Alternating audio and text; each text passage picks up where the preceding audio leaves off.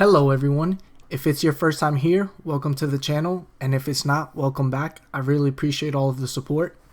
Today we're going to be playtesting the Doffy deck that placed third at the Peoria Regional. The only change that I've made to the deck was he was running the 6-drop Monkey D Luffy, which I replaced for an extra copy of the Teach. Of the 4-drop Teach. In the video that he made after, he mentioned that it was just kind of a tech card that he played and he really didn't see it all tournament. And in Doffy, it just feels really bad to kind of get rid of 2 cards in your hand. There's a lot of times where you're struggling for cards in hand, and having to get rid of 2 to bounce a 4 or higher to the hand just doesn't always feel that good. And then adding an extra Teach, it's useful because it is a 7 Warlords of the Sea, so you can hit it off the leader effect, and if not, then it helps you bounce it, or it helps you bounce a 3 cost anyway. So going through the deck profile, we have 3 of the 1-drop laws. It's being favored a little bit less just because in the Whitebeard matchup, once they get Whitebeard, they just put 2 Donner to the Whitebeard swing and it gets rid of it. Running 4 of the Perona, which is the heart and soul of the deck. It just helps you. It helps you search through your deck, or not search through your deck. Sorry, like look at the top 5, and be able to arrange your plays. 3 Alvida. So I did notice that he was running less events and less 2K counters, which doesn't always feel the best. But he did really well with it. So we'll just keep going from there. We have 3 of the Don Quixote, or 4 of the 3-drop Don Quixote Doflamingo. We have 3 of the Teach, 4 of the blocker Kuma, and with that we're pairing 2 of the blocker Pacifista and then 2 of the vanilla Pacifista. We have 4 of the Boa Hancock, which she is the heart and soul of the deck. If you can get her out early, should just help you establish a lot of hand dominance. Running 4 of the Gecko Morias, which help you get cards back from your graveyard. 4 of the Dracula Mihawk, which you don't play too much, but he's a 2K counter, so it's always good to see. 4 of the vanilla Gecko Moria, which is really good in the Whitebeard matchup. 3 of the 7-drop Don Quixote Doflamingo to help put cards back in the opponent's hand. 3 of the Dracula Mihawk, which helps you bottom deck cards, essentially getting rid of them for the game. And then 3 of the Love themes. So overall it's a strong deck. It feels like there's something missing in the middle game. There's times where you can kind of see it struggle, but let's see some games and we'll see how it goes from there. So for the first matchup, we have a Zoro matchup, which is normally pretty favorable for Doffy. I see Perona turn 1, so I automatically keep the hand, play the Perona, and then I see that I have 2 of the 7 Warlords. So ideally what I would like to see is a 2K counter, and then that's normally what I'll try to put first, is put the 2K counter first so I can draw it. Then I'll summon a 4-drop, and then I have that 2K counter to kind of help defend it. I didn't, so I just put another Perona for the next one just in case I ever need it. And then I just put 2 under my leader, swing for 7, and play the Boa. My opponent plays the 2-drop Sanji, the Rush Sanji. If you put 2 Dawn under him, he has Rush, which I'm okay seeing because that's 2 less attack, or like that's 1 less attacker. If you if you put a Nami and like a Sunny Kun, for example. My opponent puts 1 Dawn under, and he starts swinging at face, which I'm okay with. You take the first one, just nice and easy. I want to try to get more counters in case he decides to attack my Boa. And so there you go, that's what he did. I didn't have too many cards I wanted to get rid of, so here I get rid of the Teach. Could have got rid of the Perona since I had the 3-drop Doffy, but that's okay. I just want, like I said, just want to protect my Boa. Any card I get rid of, she'll help me gain more advantage with. And then he plays the Robin, which the Robin is not terrible. It's not the best against us, because most of our characters are 5K or higher. But it is an automatic 5 swing every time. So I'm just kind of doing some math here, looking through my cards to see my plays. I know that I have the Gecko Moria coming up, and that'll put the Teach back into my hand. And then, but I don't really have too much to do after that. I have the 1-drop blocker, but I know that with the Nico Robin, he could probably just get rid of it. And so then I just swing for 7 at face. And this is actually where I mess up. I should have put 1 under the boa and maybe swung with the boa first, and then attack to maybe draw some hands. But I think what I decided to do here is play the Perona and rearrange, because now I've played my two 7 warlords, and I don't know what's coming. I know that I have a Love Left coming up, but I don't know after that what's next. So I do decide to put 1 under the boa. And like I said, I probably should have just done this first before playing leader effect. And I should have rearranged my hand a little bit better, or the top of my deck a little bit better, to be able to draw a card and then use the effect. But play the Perona here. And so my only options for next turn are either to get the Doffy and play him on 7, which against Zoro it just doesn't always feel the best. You kind of want to go wider against Zoro instead of taller, because your 5k bodies are big enough to where they can withstand all of the little weenies that Zoro put out. So here I put the Mihawk at the top because I want a 2k counter since I don't really have any, and then I put another Mihawk at second so that I can summon him off my leader ability. My opponent plays a Perona to reduce the power of my boa, puts it down to 3, which is a good play on his part, and then swings for 6 at my Moria, and that gets rid of my boa. So it's really well played by my opponent, and it's pretty terrible for me, and I just decided to let it go. I have a lot of cards in hand that I don't really want to get rid of. I don't want to get rid of my boa. I don't really want to get rid of my Doflamingo blocker. The Teach is normally pretty good in the red matchup. So swing 6 at life. I think I take this. Yep. No trigger. Plays a Vista to KO the Perona, which doesn't do too much. Now here I'm contemplating. So I know that I have a Draco Mihawk at the top, so it's going to take me 3 Dawn to play, and then that leaves me with 4 Dawn available. So yep, swing with the leader first at the Nico. So if he wants to save it, he has to give me 2k counters. Now that the Nico's gone, I can play the 1-drop, and then I decided to play the 3-drop Doffy because I knew I didn't have a play for my next turn as far as like having a 7 warlords at the top of my deck to play off the leader ability. And so then now here, same thing. So I just kind of rearrange my hand to where the Teach will be the next card that I'll pull from the leader ability. And then I have 2 blockers to help protect the Mihawk, and then I now have a 2k counter in hand as well.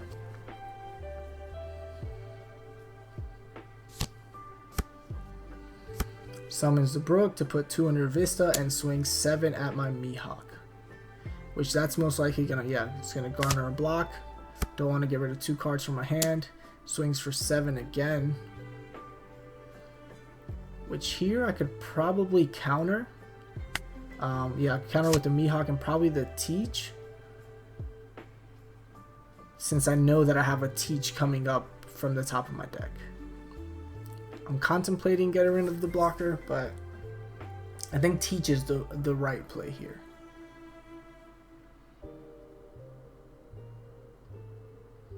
Yeah. So I get rid of the Teach. And then he has 3 more Dawn, so he could play another Rush Zoro, but decides to keep the 3 Dawn up. So I'm thinking maybe he has a Red Hawk and maybe a Radical Beam. But the Radical Beam still, since he's not at 2 life yet, would only be a 2k counter. Decided to just swing for 5 first with the Mihawk.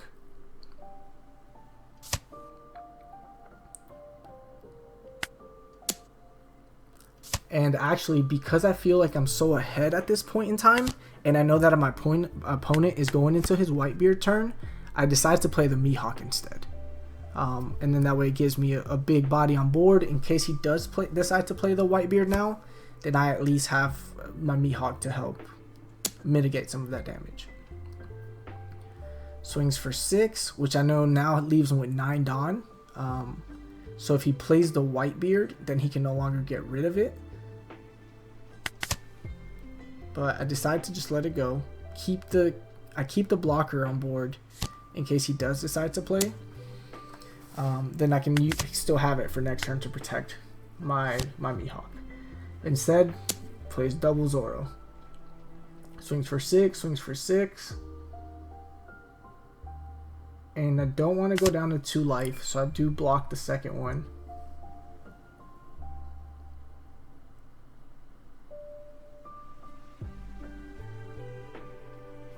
And my opponent still has 3 Dawn up. So same, yeah, he probably has two events in hand.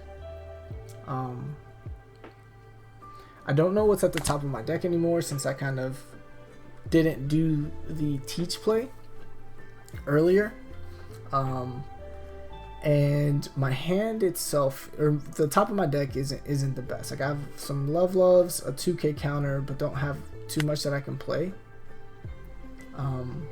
So then I put the strong guys at the bottom since I'm not going to need them too much, and then leave the counter and then the events at the top.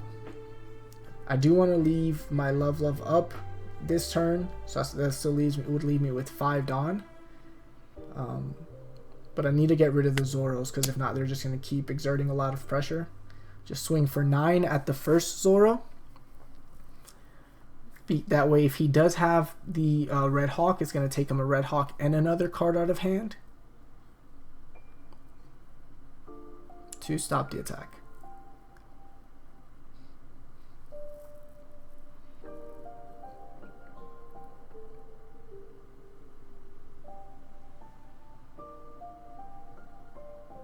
And so this is where I know a lot of people cut out the 7-drop from their deck, and Zoro matchups are a good example as to why. Because as you can see, like I have a 7-drop in hand, and I have a 7-drop in the top 5 of my deck, and so it just feels awkward because there's just not too much that I want to try to play for. He does end up I swing for 5 because I was probably just gonna play the Boa, put 1 Dawn under her.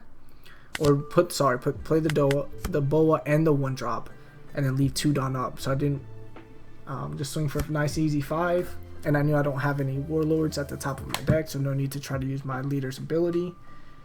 He does play the Red Hawk that destroys my blocker, but now I have 2 blockers. I still have my Mihawk up, and I have a love that'll help me draw more cards. And I know the next card at the top of my deck is a 2k counter and then 2 more love, so that'll help me keep drawing cards and defend my life. Swings for 7.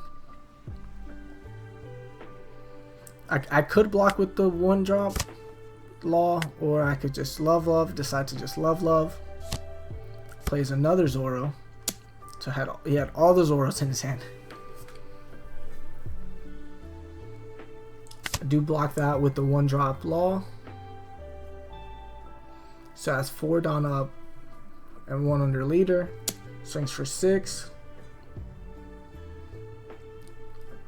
I do have the 2k counter. So a 2k counter out of that. Again, Zoro, once I start getting a little low on life, I worry. Some Zoros run Diable Jambe or things like that to kind of get out of if the opponent has a lot of blockers. And so when I can defend early, once I'm down to 2 life, then I normally try to play a little bit safer, defend my life a little bit more. I notice that he is playing the Red Hawk, so he leaves 2 Dawn up. I'm contemplating that's probably why.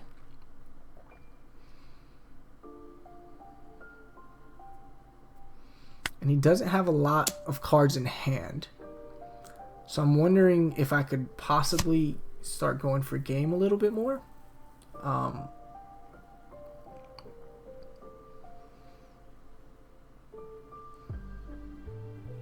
I'm just kind of thinking here. I know I want to keep 2 up for the love at least. Well, I know there's another love coming up.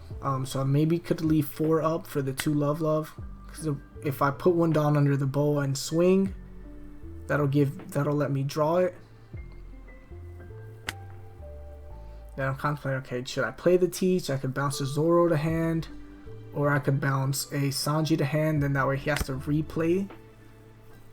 I still have 10 Dawn up. So I swing for 6. See if he has any 2k counters or see kind of what he wants to do. Just lets it go, which I am perfectly okay with. I play the Teach to bounce the Sanji. Because the Sanji, it's for it to be rush, it has to be 4 Dawn technically that he has to use on it. And then I put 1 Dawn under the Boa just to leave her as a blocker, and then leave 4 Dawn up. Whereas if I'd bounce the Zoro to hand, he just plays the Zoro for 3 and it's an automatic rush. He round tables my Mihawk. So I had to read it because it's not a card you see too often. And he does have the Diablo Jambe. So swings for 6 at my Mihawk, which is now currently at minus 1000 power. So I have to read it again. I didn't know exactly how much it reduced it. So I was like, okay, well maybe I can love or try to save it. And then I realized like, oh, it's negative 1000. Yeah, I'm not. There's no way I can do 7000 counter. Or do I? Nope, just let it go. I know my opponent's down to 1 life, so if I can keep a few attackers in hand, then I'm still pretty okay.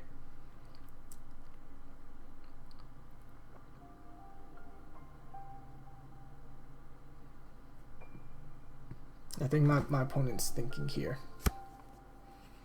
Swings for 7. I just take. Not too worried now that he's gotten rid of a Diablo Jambe, and he does have a blocker. So I do draw the Gecko Moria though, which I can play to get another 1-drop blocker if I need to, or I can use it to get a 2k counter. But I put 3 under the Perona. I was worried about Jet Pistol for a second, so I probably should have put 2 more under Teach if that was the case, but I think that was why I originally put 1, and I was like, no, I'd have to put 2 more under him, and then I think I'm just going to swing for 5 with them here. Yep, just swing for 5, eat some more cards out of hand. That way I know next turn all he really has are the Rush Zoro and Leader, and with 2 Loves, I'm pretty okay. He does block, so I still have 6 Dawn up. I swing for 7 at the Zoro now, after I've eaten a lot of cards out of hand. So I know he probably doesn't have anything to defend it. And yeah, and then I leave 4 up for the 2 Loves again.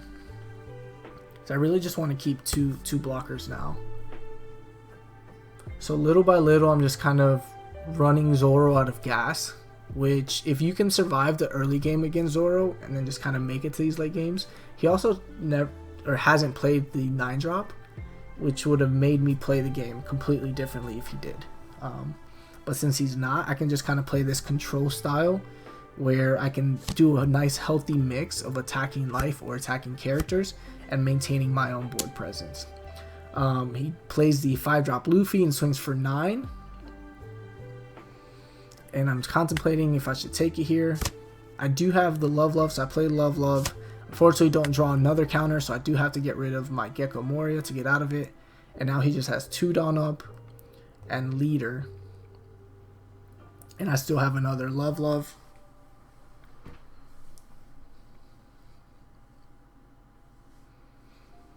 And so last turn I possibly could have gone for game, but I kind of want to drain my opponent of a little bit more resources before I overextend myself so much. And since I knew I had the Loves to help me keep gaining resources even when it wasn't my turn, then I was okay. He plays the Diablo Jambe to try to swing for 7, and I just nice easy 2k counter. Now I know he only has 2 cards in hand, so swing for 5 first, maybe 7. Yeah, no, 7 again. Or 5, sorry, with the Perona. He just takes it. I swing for 5 again with the Teach. That way I just eat a card out of hand. Then I can swing for 7 or swing. I just swing for nothing. I honestly at that point could have just put everything under leader and just swung, because he only had 2 cards in hand. So at most he had 4K counter, but just eat the cards out of his hand and then swing for big, and then we take game 1. Okay, so for game 2 we have a matchup against Law. Law is a very difficult matchup for Doffy. I mulligan as my first hand wasn't the best, and second hand isn't either. Still don't see a Perona, don't see the 3-drop Doffy to try to rearrange the top of my deck. So I just kind of play with what I have. Play the 1-draw blocker. Both Law and Doffy are both value-based decks, where Doffy's trying to play cards from the top of his deck, and then Law is just trying to add things back to his hand, and then just replay the cards. I swing for 7. I don't have any other play. I just have a bunch of 4-drops, so I get really lucky here, honestly. I do this a lot on turn 3, or if I don't have a play, then I'll just swing for 7, tap the 1 to hope for a 4-drop, and in this case I happen to get my Doffy blocker, which is probably the best hit I could have gotten at that point, just because it lets me see the top 5 of my deck and then rearrange it. He swings at it he plays Yotama to -2 and then swings at it. I do block it because if he wants to get rid of it, then he's going to have to swing with his Didon. And for Law early, you want them to swing at you so that you can get rid of their board, and it takes them longer to establish their resources to start getting into the swaps. So the Law blocker, if it dies, it's not as valuable as the 3-drop Doffy, but he does play another Otama and then swings and then plays a Nami. So he has a lot of resources at the moment, and so he's already at 5 character. So I know next turn he's probably gonna shambles. But I do want to start getting rid of some of his cards that he can keep swapping back to keep getting him more resources. So if you can get rid of the Didons, if you can get rid of the Namis, if you can get rid of the Bonnies, that'll help you in the long run. I get the Gecko Moria out of the top of my deck to get the 1-drop back, and then I'll play the 1-drop blocker. And then after that, I don't really have any other plays, so just kind of leave 1 Dawn up. Some Doffys run Desert Spada, which I personally really like for instances like this, where there's turns where you just kind of have like awkward Dawn. This deck doesn't happen to run it, but if I had, that would be an extra 2K counter that my opponent might have to like take into account. He drops the Bonnie, grabs the Law, then uses the leader ability to put the Law down, put an Otama to put my Meloria down to 3, and swings for 5. So at this point, I am not in the best spot. My opponent has pretty much everything he needs as a Law to be going off, and I don't have too much. He doesn't have too many ways to get rid of my Moria there though, because he has a bunch of like weenies for the most part, but he does decide to swing with the Nami, which I am okay with, because now I can get rid of the Nami, and since I had another 2K counter in hand, I'm able to save my Moria, and it's another attacker on board. So there's times with Doffy, especially with this deck, that I've noticed that you're kind of okay going down to low cards in hand, but you want to save your characters on board, because that's what you can attack with, right? If they get rid of it, then each turn you're still playing characters, but you can't attack with anything. I swing for 5 at the Nami to see just kind of what he does, and then he does decide to block that with the Law. I play my Teach to attack to bounce the Beige back to hand, put 2 on leader, swing for 7, get the Moria to get another 2K, and then swing for 7 at the Nami. So I was able to at least bounce the Beige back to hand and and get rid of the Nami. So I know it may have looked a little weird swinging for 5 when I know he has a 6K blocker, but the Dawn worked in that way. And if I didn't do that, then he might have blocked with the base to try to save the Nami.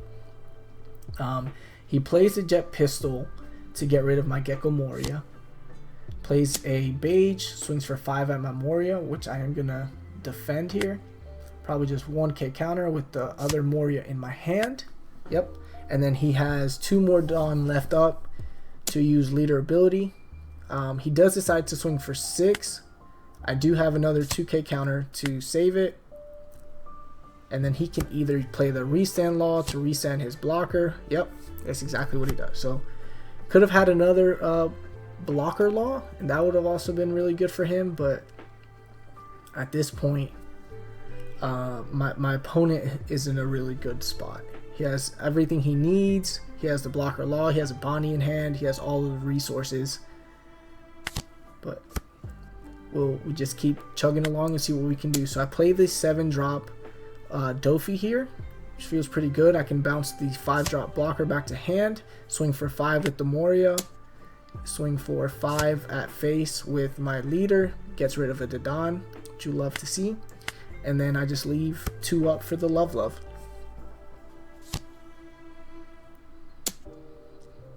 Plays the Otama and swings for 5 at the Moria.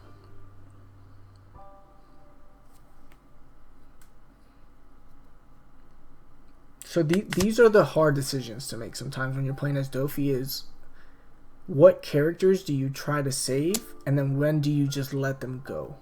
And since I know he still had the restand law, then if I let go of that Moria, he doesn't have any other attack target, and I'm running low on resources in hand, so I'm okay letting him take my life a little bit. I'm okay taking 2 life this turn, so I can replenish my hand a little bit more.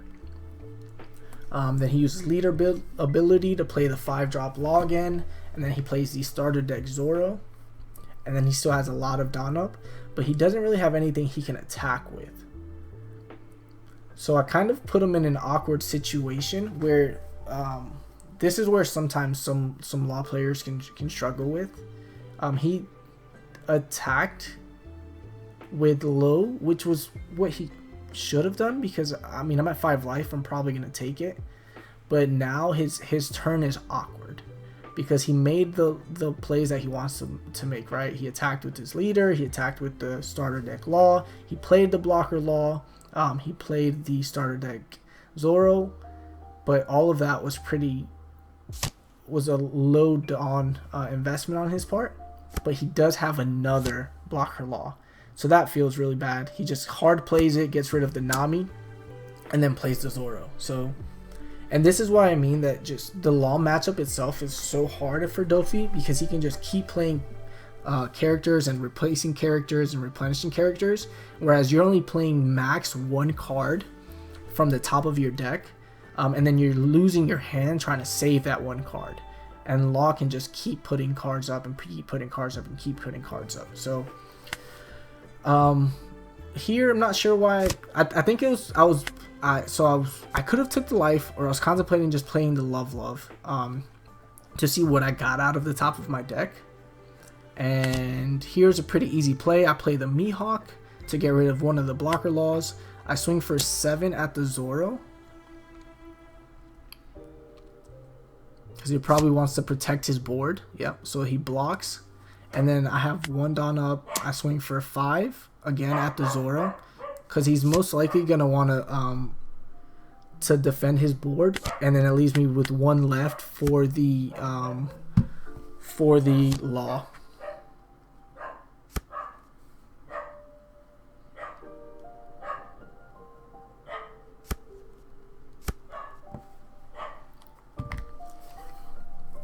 Then I just pass. Swings for 7 at my leader, which I just take. Swings for 6 at my leader, which same I think I just take here. I have two blockers, but if I start getting rid of some of my resources or some of my blockers, then he might have started going for like my 7-drop, which I need to keep my 7-drop and my Mihawk alive. because those are what are going to help me turn this game around a little bit. I do get a 2k counter out of life, so I use that to block one of the 6k swings. Puts 1 down under the starter deck Zoro, swings for 7. And then now I can start blocking because I know that he doesn't have too many attackers left. And even if he decides to play the restand blocker, then I still have another 1-drop blocker to block here if I would like to. Which I do decide to do. And so if he wants to attack, he has to tap the... no, he can't even attack with the blocker law because he had just played that one, I believe. Or could have attacked with the blocker law, but if he doesn't, he leaves up no defense for himself. So now it's my turn. I do have 3 blockers in hand, so I'm probably pretty okay with just swinging with some of the characters I already have. Don't have to add too much on under them. And then I can start playing blockers to keep helping to save those characters. I'm doing some math here. I know I have the boa, which would probably need 5. I have the 3-drop Doffy. I put 2 under my teach and swing for 6 at the Zoro. Because here I know he's probably going to waste resources to save his board. Whereas if I attack his life, he'll probably just let it go. And he'll actually gain a resource in hand. And you want to run Law out of resources. The way you beat Law is you make them decide if they want to keep what they have on board or if they want to keep their hand. And Law, a lot of times it's okay Law players are okay going down to 1 or 0 life because they know they can play so much defense that they can survive that. But if you start attacking their board, then it really makes them sometimes second guess themselves or get rid of cards or characters that they might not have wanted, right? So like if he has the Bonnie in hand, does he decide to keep the Bonnie in hand or does he decide to use it as combo to save some of his characters? And so here, just keep swinging at the Zoro for 6. He already blocked once. And so, yeah, this is where I start gaining a little bit more advantage because I start clearing both either his board and his hand or just one or the other. Perfect. And so he even decides to use a Radical Beam on a 6k swing to save a Zoro because he doesn't want to block with his Law because then he loses his Law. And now he still lost to Zoro. I took a blocker out of his board and a Radical Beam, and he's down to 2 cards in hand, which are probably a Bonnie and then maybe another Searcher at this point. But then so now I just have to keep whittling away at his resources, and then once he's out of resources, then I can go for game a lot easier because at most from his life he's going to get 4k counter. But if he takes that all in one turn, then that doesn't matter nearly as much as if he draws it turn by turn and can use those resources to get back into the game. Here I decide to play the 4-drop Pacifista blocker instead of the boa because the blocker doesn't have counter whereas the boa does. And that could come into play, which I believe in this instance does. So I'm contemplating here whether to get rid of the Moria or the boa. I decide to get rid of the Moria.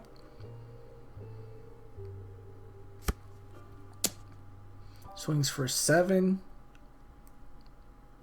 Which I think I take this first one because I'm okay going down to 1 life if he just keeps attacking me here, and that I leave my 2 blockers up. At this point my board is more important than my life in a way. And so swings for 6, swings for 6.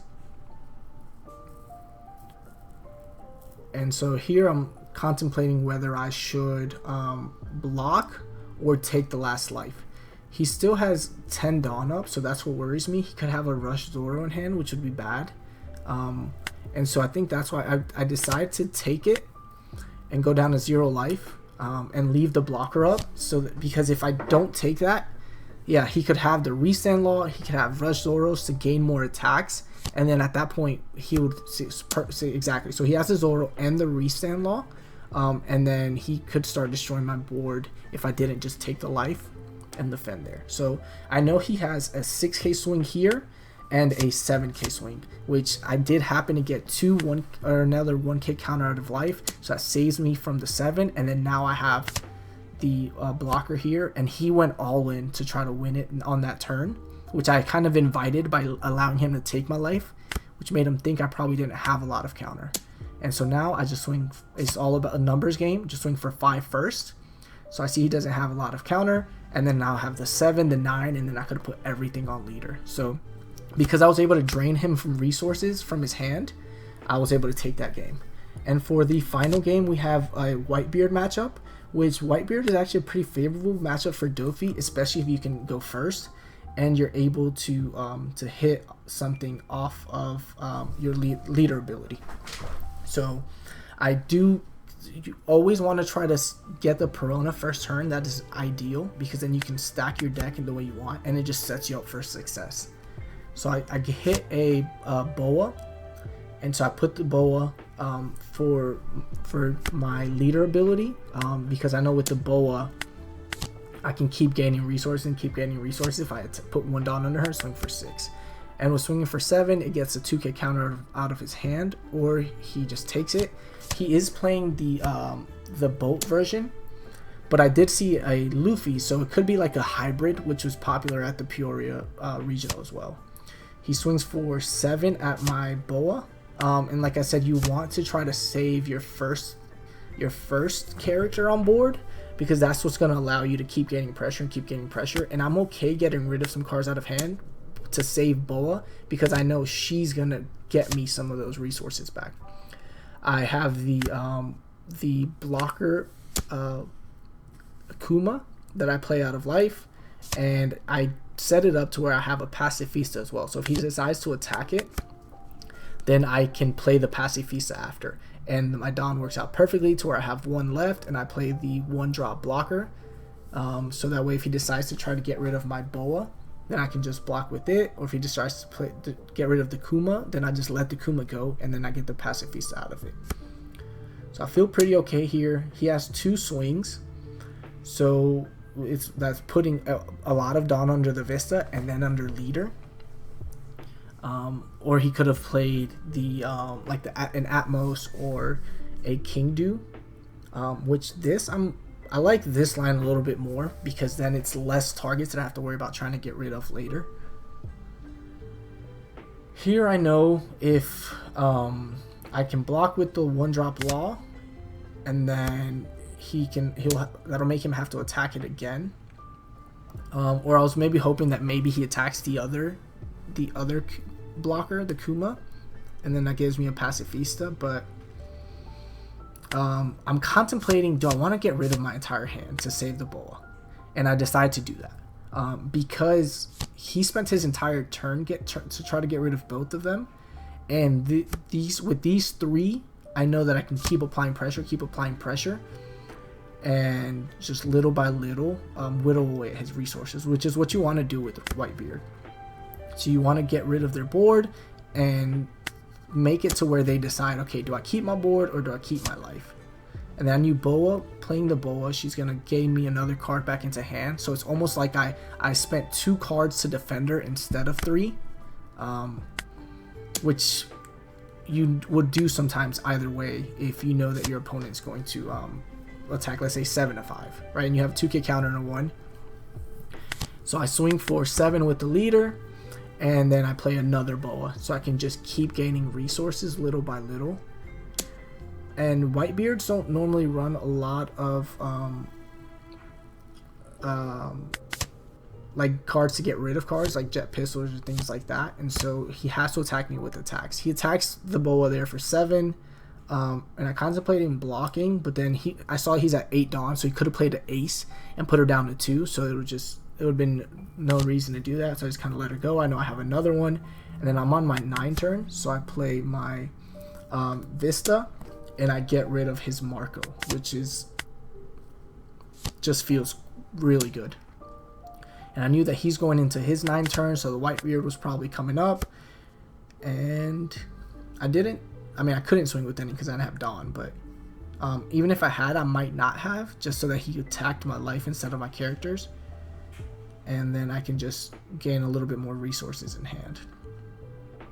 But here the leader is at 8, so it's probably a little bit of a mistake, I think, for him to attack with the Atmos, because now it gives me something to attack that's not 8k, and so he can either choose to defend the Atmos or let it go, which he decides to let it go, which is probably a smart play, so he doesn't run resources out of his hand.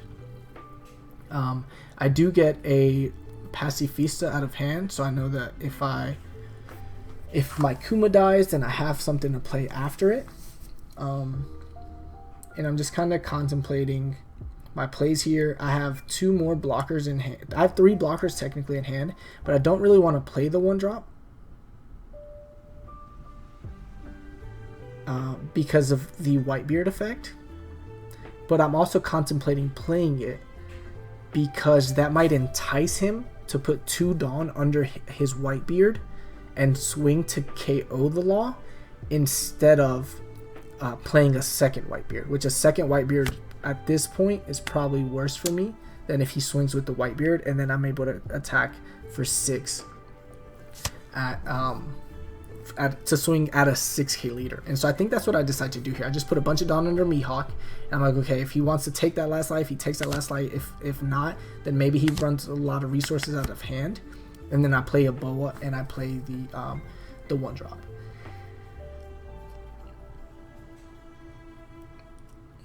And that way I knew, like, regardless, if he played the 9-drop now, then he's still at 0 life. Whereas before, if I had an attack for big numbers, then he would have still been at 1 life.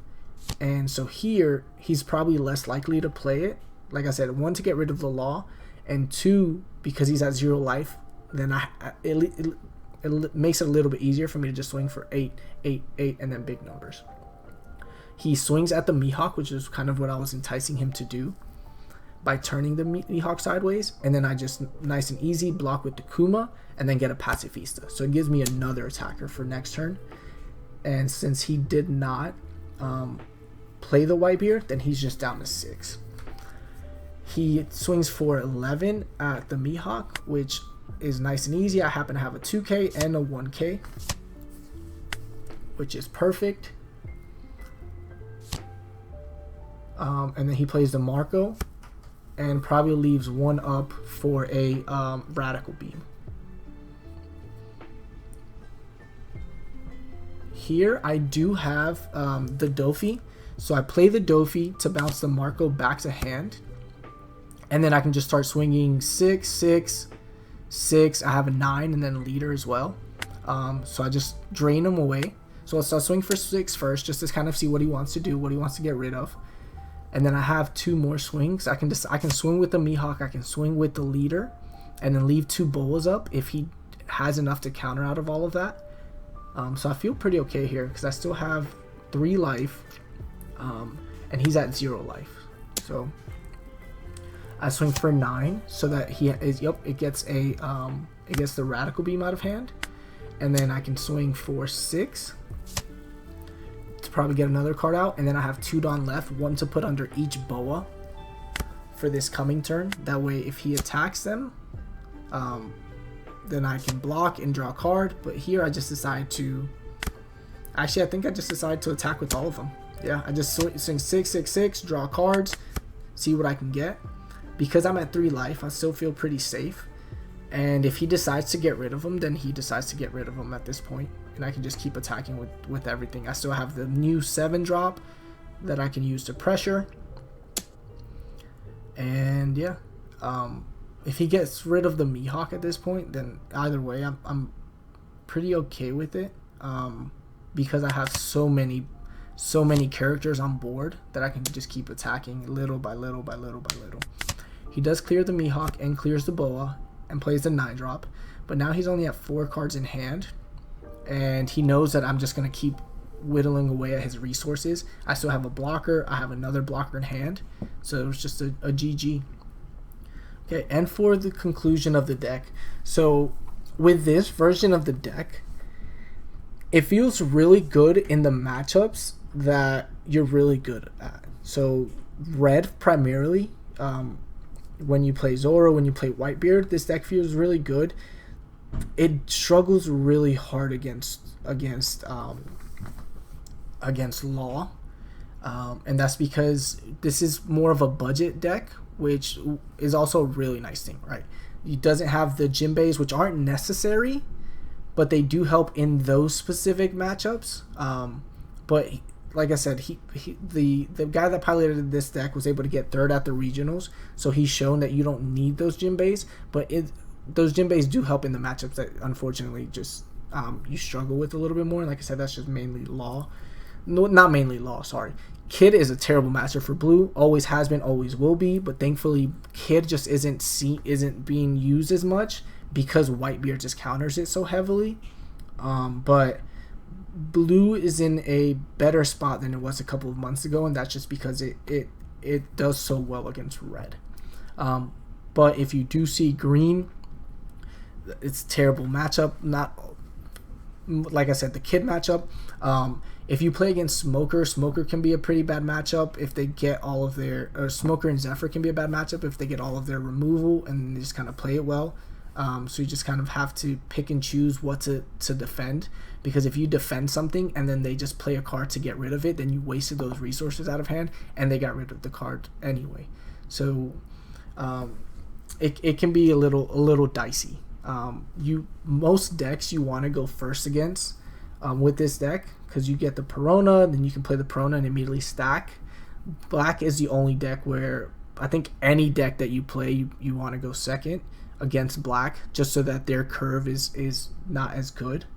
Yeah, but no, the deck performed okay. It still struggles with what it's always struggled with, but it's a fun deck to play, and it's proving that it's in a lot better spot than it used to be. So if you're interested in Doffy, if you have any questions, feel free to mention it in the comments. Whatever just I'm always there to try to help out if possible. And it is a fun deck. It's nice when you beat someone with Doffy that you shouldn't beat, like with the Law that I happened to win against.